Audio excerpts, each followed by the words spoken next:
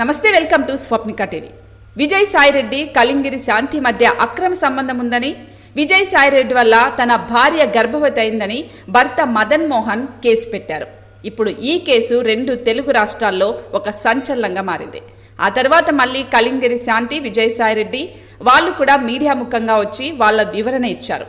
అయితే నిజంగానే విజయసాయిరెడ్డి కలింగిరి శాంతి మధ్య అక్రమ సంబంధం ఉందా?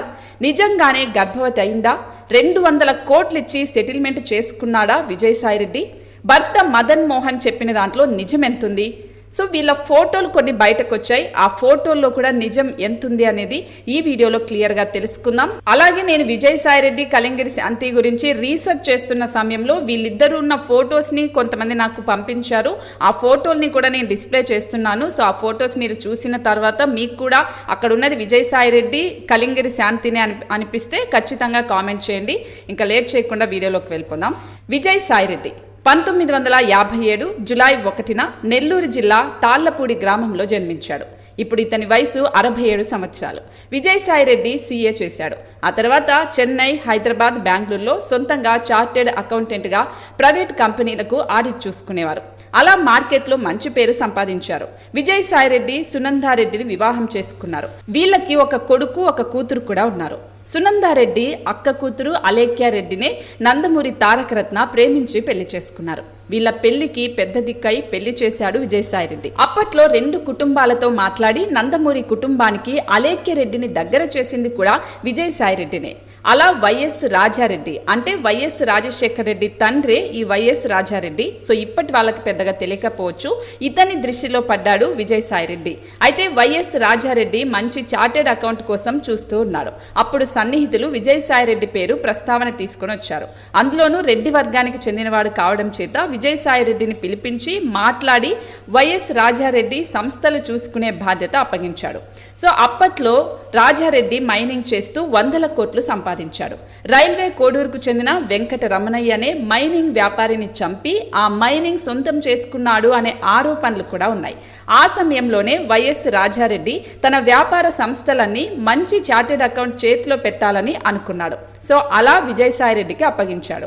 అలా విజయసాయిరెడ్డి ఆడిటింగ్ మాత్రమే కాకుండా లావాదేవీలు, వైఎస్ రాజశేఖర రెడ్డికి ఆర్థిక సంబంధాలు, సలహాలు కూడా ఇచ్చేవాడు విజయసాయిరెడ్డి. దీంతో వైఎస్ కుటుంబానికి మరింత దగ్గరయ్యాడు విజయసాయిరెడ్డి. వైఎస్ రాజశేఖర రెడ్డి కంటే 5-6 సంవత్సరాలు చిన్నవాడైనా కూడా వైఎస్ రాజశేఖర రెడ్డితో కూడా మంచి స్నేహం ఏర్పడింది. అందుకే వైఎస్ఆర్ 2004లో ఉమ్మడి ఆంధ్రప్రదేశ్కి ముఖ్యమంత్రిగా ఉన్నప్పుడే విజయసాయిరెడ్డిని ఆర్బీఐకి మేనేజింగ్ డైరెక్టర్గా చేయడానికి ప్రయత్నాలు కూడా చేశారు. అప్పుడు కేంద్రంలో కూడా కాంగ్రెస్ పార్టీ ఉండటంతో వైఎస్ఆర్ తన పలుకుబడి అంతా ఉపయోగించి కేంద్ర ఆర్థిక శాఖకు 2006లో ఫిబ్రవరిలో ఒక సిఫారసు లేఖ కేంద్రానికి వైఎస్ఆర్ పంపించారు. కేంద్రం ఆ లేఖ తిరస్కరించడంతో విజయసాయిరెడ్డిని 2006లో టీటీడీ దేవాదాయ శాఖ మండలి సభ్యుడిగా నియమించారు. 2006 నుంచి 2010 వరకు టీటీడీ బోర్డు మెంబర్గా కొనసాగారు. వైఎస్ఆర్ హయాంలో జగన్తో కూడా మంచి స్నేహం పెంచుకున్నాడు. వైఎస్ రాజశేఖర రెడ్డి ఒక పక్క రాజకీయాలు చూసుకుంటుంటే జగన్మోహన్ రెడ్డి వ్యాపారాలు చూసుకునేవాడు. జగన్మోహన్ రెడ్డి వ్యాపార సామ్రాజ్యం సృష్టించడానికి విజయసాయిరెడ్డి ప్రధాన కారణం అంటారు. ఇతని సలహాలు, సూచనలు జగన్ తూచా తప్పకుండా పాటించేవాడు. ప్రభుత్వ రంగ బ్యాంకులకు డైరెక్టర్గా నియమించాలని వైఎస్ఆర్ బాగా ప్రయత్నం చేశారు. వైఎస్ఆర్ ని బుజ్జగించడానికి విజయసాయిరెడ్డికి కేంద్రం ఓబీసీ అంటే ఓరియంటల్ బ్యాంక్ ఆఫ్ కామర్స్ కి మాత్రం డైరెక్టర్గా నియమించింది. 2006 డిసెంబర్ నుంచి 2009 డిసెంబర్ వరకు ఓబీసీకి డైరెక్టర్గా పనిచేశాడు విజయసాయిరెడ్డి. అలా ఆర్బీఐ రూల్స్ ప్రకారం విజయసాయిరెడ్డి పబ్లిక్ సర్వెంటర్ కిందికి వస్తాడు. అయితే 2006 నవంబర్లో ఏర్పడిన ప్రైవేట్ సంస్థ అయిన జగతి పబ్లికేషన్ లిమిటెడ్ అంటే ఇప్పుడు సాక్షి టీవీ ఉంది కదా, ఈ సాక్షి టీవీ ఈ జగతి పబ్లికేషన్ లిమిటెడ్ కిందనే పనిచేస్తుంది. సో దీన్ని 2006 నుంచి 2007 జులై వరకు చైర్మన్గా విజయసాయిరెడ్డి పనిచేశారు. సో ఇతను చైర్మన్గా పనిచేసిన ఈ సంవత్సర కాలంలో ఎన్నో సంస్థల నుంచి పెట్టుబడులు తీసుకొని వచ్చే బాధ్యత కూడా విజయసాయిరెడ్డినే తీసుకున్నారు. సో ఈ సంస్థ జగన్మోహన్ రెడ్డి స్థాపించాడని, బినామీగా విజయసాయిరెడ్డి ఉన్నారని, చైర్మన్గా చేశారని సిబిఐ కూడా వెల్లడించింది. అయితే 2007 జులైలో విజయసాయిరెడ్డి రాజీనామా చేయడంతో జగన్ని చైర్మన్ పదవిలో కూర్చోబెట్టారు ఆ సంస్థ డైరెక్టర్స్. విజయసాయిరెడ్డి ఓబీసీ డైరెక్టర్గా ఉంటూ జగతి పబ్లికేషన్ లిమిటెడ్ కంపెనీకి చైర్మన్గా ఉండటం ఆర్బీఐ నియమాలు తొంగలో తొక్కేశాడని అప్పుడు ప్రతిపక్షాలు కూడా విమర్శించారు. అందుకే రాజీనామా చేసి జగన్ని చైర్మన్ చేశారు విజయసాయిరెడ్డి. వైఎస్ రాజశేఖర రెడ్డి 2009లో మళ్లీ రెండవసారి ముఖ్యమంత్రి అయ్యారు. మళ్లీ 2009లో కూడా ఆర్బీఐకి విజయసాయిరెడ్డిని మేనేజింగ్ డైరెక్టర్ని చేయాలని లేఖ రాశాడు వైఎస్ఆర్. ఒకసారి నో చెప్పాక కూడా మళ్లీ రెండవసారి కేంద్రానికి లేఖ రాయడంతో ఇంకోసారి ఇలాంటి లేఖల సిఫారసులు ఆపేయాలని గట్టిగా మొట్టికాయ వేసి లేఖ తిరస్కరించింది కేంద్రం. ఆ తర్వాత నుంచి వైఎస్ఆర్ సలహాలు ఏమైనా ఇచ్చినా కూడా కేంద్రం తీసుకునేది కాదు, అంటే కాంగ్రెస్ పార్టీ తీసుకునేది కాదు. 2009 సెప్టెంబర్లో వైఎస్ఆర్ మరణించడంతో ఉమ్మడి ఆంధ్రప్రదేశ్ రాజకీయాలు పూర్తిగా మారిపోయాయి. తండ్రి మరణించాక జగన్ సీఎం పదవిలో కూర్చోవాలని ప్లాన్ చేశాడు. కానీ కాంగ్రెస్ అధిష్టానం అందుకు ఒప్పుకోలేదు. జగన్ కి సీఎం పదవి ఇవ్వకపోవడంతో కాంగ్రెస్ పార్టీకి ఎదురు తిరిగాడు జగన్. దీంతో జగన్ అవినీతి కాంగ్రెస్ పార్టీ బయటకు తీయటం మొదలుపెట్టింది. అక్రమ సంపాదన కేసుల కింద 16 నెలలు జైలుకు కూడా వెళ్లిపోయేలా కాంగ్రెస్ చేసింది. ఈ విషయం అందరికీ తెలిసిందే. అయితే వైఎస్ఆర్ అత్యంత సన్నిహితులు కూడా జగన్ని ఒంటరి చేసి అప్పుడు వదిలేశారు. కానీ ఆ సమయంలోనే విజయసాయిరెడ్డి వైఎస్ భారతికి అండగా నిలబడ్డాడు. జగతి పబ్లికేషన్స్ సంస్థ ఆడిటింగ్ మొత్తం చూసుకున్నాడు. సిబిఐకి జగన్ తరపున నిలబడి సమాధానం చెప్పారు. అలా జగన్ జైలు నుంచి బయటకొచ్చాక విజయసాయిరెడ్డి మరింత క్లోజ్ అయ్యాడు. జగన్ 2011 మార్చిలో వైఎస్ఆర్సీపీ పార్టీని స్థాపించారు. ఆ పార్టీకి విజయసాయిరెడ్డి సెక్రటరీగా ఉన్నాడు. ఒక రకంగా చెప్పాలి అంటే జగన్ కష్టాల్లో ఉన్నప్పుడు పూర్తి మద్దతు తెలపడమే కాకుండా వైఎస్ కుటుంబానికి వెన్నెముకగా ఉండి సహాయ సహకారాలు అందించాడు. అందుకే జగన్ విజయసాయిరెడ్డికి అంతటి విలువ ఇస్తాడు. 2014లో వైఎస్ఆర్సీపీ ఓడిపోయింది. 2016లో విజయసాయిరెడ్డి వైఎస్ఆర్సీపీ పార్టీ తరపున రాజ్యసభకు ఎన్నికవడం ఒక సంచలనమైంది. అప్పటి నుంచే వైఎస్ఆర్సీపీ పార్టీలో కీలక నేతగా మారిపోయాడు. ఒక పక్క 2019లో జగన్ పాదయాత్రలో ఉంటే విజయసాయిరెడ్డి పార్టీని తన భుజాల మీద వేసుకొని జగన్ నమ్మకాన్ని నిలబెట్టుకున్నారు. 2019లో వైఎస్ఆర్సీపీ పార్టీ 151 స్థానాలు గెలిచి అధికారం చేజిక్కించుకుందంటే విజయసాయిరెడ్డి హస్తం కూడా ఉందని జగన్మోహన్ రెడ్డి పలు సభల్లో కూడా చెప్పారు. పార్లమెంటులో ప్రభుత్వ బిల్లులకు ఆమోదం రావడమే తలనొప్పి. అలాంటిది ప్రైవేటు బిల్లులకు ఆమోదమిచ్చేలా చేసిన ఘనుడు ఈ విజయసాయిరెడ్డి. తన వాదన కేంద్రానికి బలంగా వినిపించి ఆమోదమయ్యేలా చేశాడు. విజయసాయిరెడ్డి 2021 ఆగస్టు 10న పార్లమెంటులో పబ్లిక్ అకౌంట్స్ కమిటీ సభ్యుడిగా ఎన్నికయ్యారు. ఆ తర్వాత 2022 మే 17న వైఎస్ఆర్సీపీ తరపున రెండోసారి రాజ్యసభ అభ్యర్థిగా పనిచేశారు. సాక్షాత్తు అప్పటి ఇప్పటి ప్రధాని నరేంద్ర మోదీ విజయసాయిరెడ్డి సేవలు మెచ్చుకున్నాడు. కానీ ఆ తర్వాత విజయసాయిరెడ్డి మీద మాజీ TDP MP CM Ramesh Narendra Modi కాళ్ల మీద పడి పొగడ్తలు అందుకున్నాడని కామెంట్లు చేశారు. దీనిని నిరూపించాలని విజయసాయిరెడ్డి సవాల్ కూడా చేశారు. అప్పుడు వీళ్ళ మాటలు ఒక సంచలనం. అయితే వైఎస్ వివేకానంద హత్య కేసులో ఏటుగా ఉన్నాడు విజయసాయిరెడ్డి. అలాగే జగన్ చేసిన అవినీతిలో విజయసాయిరెడ్డి హస్తం కూడా ఉందని వైఎస్ఆర్సీపీ నాయకులే బహిరంగంగా చెప్పారు. అయితే 2019 ఎన్నికల తర్వాత సడన్ గా సజ్జల రామకృష్ణ వైఎస్ఆర్సీపీ పార్టీకి సలహాదారుడిగా రావడంతో విజయసాయిరెడ్డిని పక్కన పెట్టేశారు జగన్. దీనికి ఆజ్యం పోసినట్టు విజయసాయిరెడ్డి కూడా పార్టీకి అంటనట్టు ఉన్నాడు. విజయసాయిరెడ్డి భుజాల మీద నడిచిన వైఎస్ఆర్సీపీ పార్టీని ముఖ్యమంత్రిని చేసిన జగన్ని సజ్జల రామకృష్ణ చేతుల్లోకి వెళ్లడంతో జీర్ణించుకోలేకపోయాడు విజయసాయిరెడ్డి. వైఎస్ఆర్సీపీ పార్టీలో జగన్ తర్వాత ఆ స్థానం విజయసాయిరెడ్డిది అనటంలో ఎలాంటి సందేహం లేదు. అలాంటిది విజయసాయిరెడ్డిని జగన్ పక్కన పెట్టి సజ్జల సలహాలు నమ్మడంతో ఇక పార్టీకి పెద్దగా పని చేయలేదు విజయసాయిరెడ్డి. అందుకే 2024లో ఎక్కడా విజయసాయిరెడ్డి ప్రచారాల్లో కనిపించలేదు. 60 ఏళ్లు దాటినా ఎప్పుడూ అలుపు లేకుండా పార్టీ కోసం పనిచేశాడు. అలాగే బాగా డబ్బు కూడా వెనకేశాడని అంటారు. ఒకప్పుడు జగన్ కి ఆత్మగా ఉన్న విజయసాయిరెడ్డి ఇప్పుడు ప్రేతాత్మ అయ్యాడని వైఎస్ఆర్సీపీ నాయకులు అంటున్నారు. వైసీపీ నాయకులను వ్యతిరేకంగా మాట్లాడమని సజ్జల పథకం వేసి ఉసి గొల్పేవాడని ఒకానొక సమయంలో విజయసాయిరెడ్డి మీడియా ముఖంగా చెప్పకనే చెప్పేశారు. సజ్జల ఉంటే వైసీపీ పార్టీ పాతాళంలోకి వెళ్లడం ఖాయమన్నారు. కానీ ఇప్పుడు అదే జరిగింది.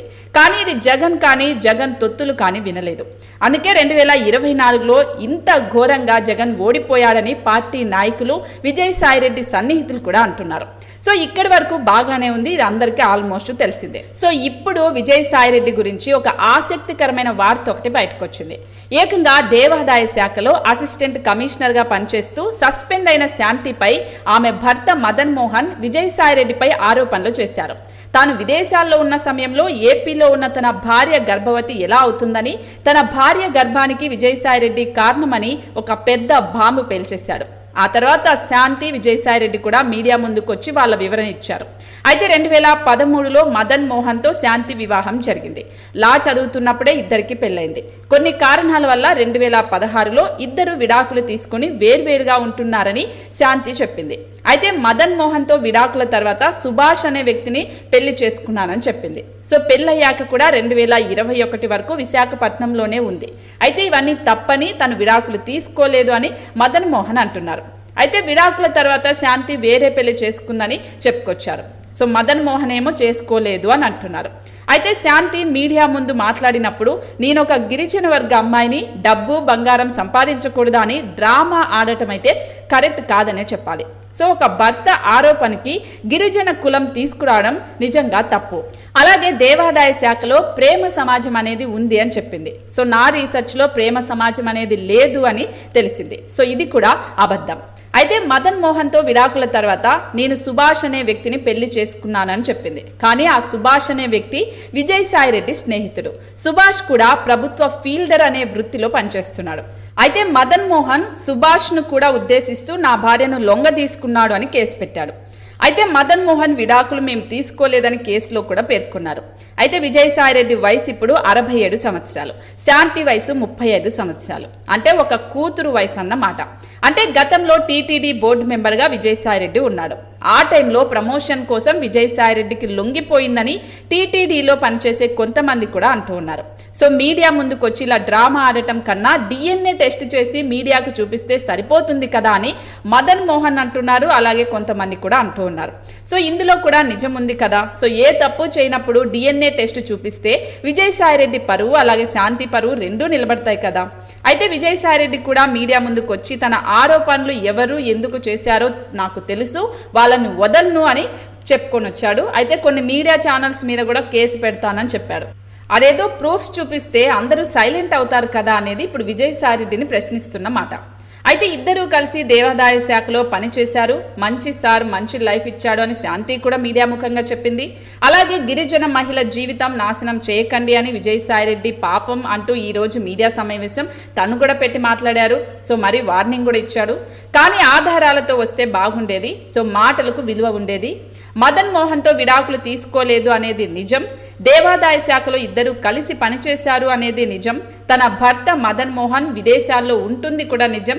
శాంతి గర్భవతి అన్నది కూడా నిజం. సుభాష్ అనే వ్యక్తిని రెండో పెళ్లి చేసుకోలేదు అనేది కూడా నిజం. సో వీటికి ఆధారాలు ఉన్నాయి. కానీ శాంతికి విజయసాయిరెడ్డికి ఎలాంటి సంబంధం లేదు, కేవలం ఉద్యోగరీత్యా పనులు మాత్రమే అనే దానికి ఎలాంటి ఆధారాలు లేవు. సో ఇద్దరు మీడియా సమావేశం పెట్టారు, కానీ ఆధారాలు మాత్రం చూపించలేదు. అందుకనే ఇప్పుడు ప్రశ్నించాల్సిన అవసరం వచ్చింది. సో దీన్ని బట్టి మీరే అర్థం చేసుకోండి ఎవరు పతివ్రత ఎవరు పతిత్ అనేది. అలాగే నేను ఇక్కడ ఒక ఫోటోని కూడా డిస్ప్లే చేస్తాను, ఆ ఫోటో ఒకసారి చూడండి. సో ఇక్కడ వెనక సైడ్ విజయసాయిరెడ్డి లాగా కనిపిస్తున్నారు. విజయసాయిరెడ్డి అని నేను కన్ఫర్మ్ చేయట్లేదు. సో వెనక ఆ హెయిర్, వైట్ హెయిర్ కావచ్చు, ఐ కావచ్చు, ఇలా వన్ సైడ్ కనిపిస్తుంటే విజయసాయిరెడ్డి లాగా అనిపిస్తున్నారు. సో అక్కడ ఒక అమ్మాయితో ఒక ఫోటోలో వీడియోలో తీసుకున్న విధంగా కనిపిస్తున్నారు. వీడియోస్ నాకు పంపించారు కానీ నేను ఆ వీడియోస్ని అప్లోడ్ చేయట్లేదు, కేవలం ఫొటోస్ మాత్రమే చూపిస్తున్నాం. సో ఈ ఫోటోలు ఇప్పుడు నేను డిస్ప్లే చేస్తున్న ఈ ఫోటోల్లో మీకు అక్కడ విజయసాయిరెడ్డి లాగానే కనిపిస్తున్నారా లేకపోతే వేరే వ్యక్తిలాగా కనిపిస్తున్నారా అనేది కూడా కామెంట్ చేయండి. సో దీని గురించి అంటే జస్ట్ కేవలం ఫొటోస్ అవి మనకు క్లియర్గా ఫేసెస్ కూడా తెలియట్లేదు కాబట్టి మనం జడ్జ్ చేయడం కరెక్ట్ కాదు. ఆ ఫొటోస్ ఆధారంగా వాళ్ళిద్దరికి నిజంగానే అక్రమ సంబంధం ఉందని చెప్పడం అస్సలు కరెక్ట్ కాదు కాబట్టి నేను చెప్పట్లేదు. సో కేవలం ఈ ఫొటోస్ నేను చూసినప్పుడు మేబీ ఉండొచ్చేమో అనే డౌట్ అయితే వచ్చింది. సో ఆ డౌట్ లాగా చెప్తున్నాను. సో ఈ ఫొటోస్ ఇప్పుడు మీరు చూసిన తర్వాత కూడా మీకు కూడా అలాగే అనిపిస్తుందా? విజయసాయిరెడ్డి అలాగే శాంతి మధ్య అక్రమ సంబంధం ఉందని అనిపిస్తుందా? తను గర్భవతి అవడానికి విజయసాయిరెడ్డి సంబంధం ఉందా? మీరేమనుకుంటున్నారు? లేదంటే టీడీపీనే కావాలని ఇలా దుష్ప్రచారం చేస్తూ ఉందా? అనేది కూడా కామెంట్ చేయండి. సో ఎంతో కష్టపడి రీసెర్చ్ చేసి చాలా ఫాస్ట్గా మీ ముందుకు వీడియో తీసుకొచ్చాను కాబట్టి ఖచ్చితంగా ఒక లైక్ చేయండి, అలాగే తప్పకుండా షేర్ చేయండి. జై హింద్, జై భారత్.